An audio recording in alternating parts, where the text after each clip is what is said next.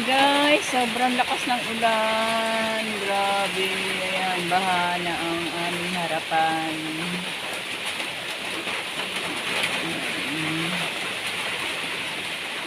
Sobrang lakas ng ulan, guys.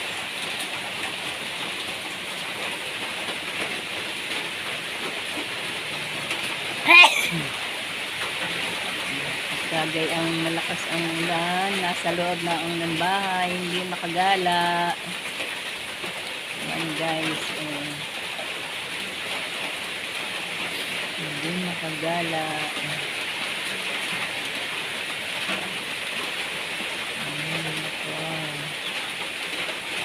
Hindi makagala, guys.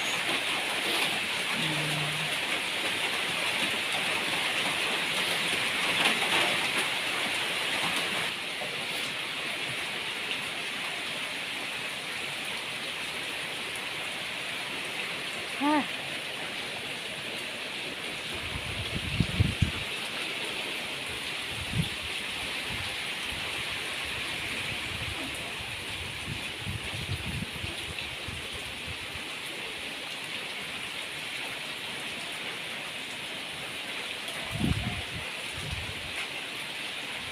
Kahit nasa loob ako ng bahay, guys, pagka napakalakas ng ulan, ako'y natatakot.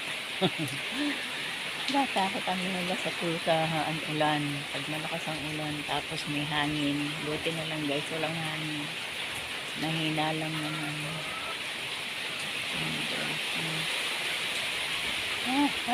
Kakahangin-hangin. Dala ng habagat daw yun, guys. Yan. Yan, buti may hina-hina na, guys. May hina na yung baha sa harapan.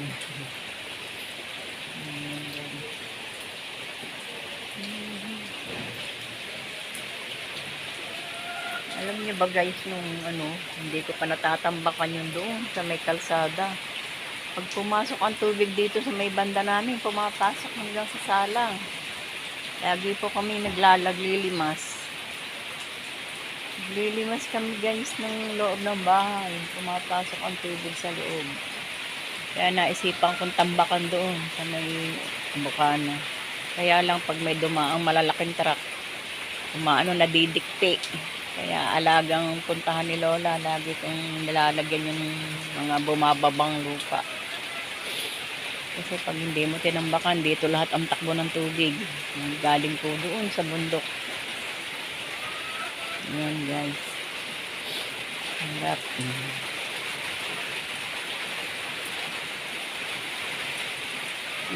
Buti huminahina na ang ulan, guys.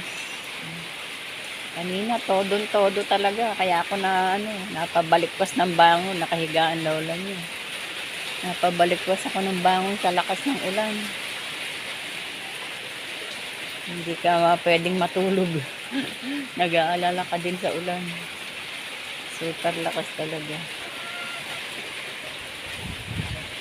Guys. Ayan kanya, guys. May hangin pa.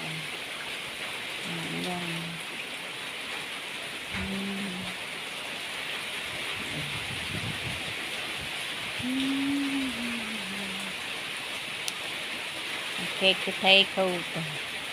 Nakikitaikot ang ulan.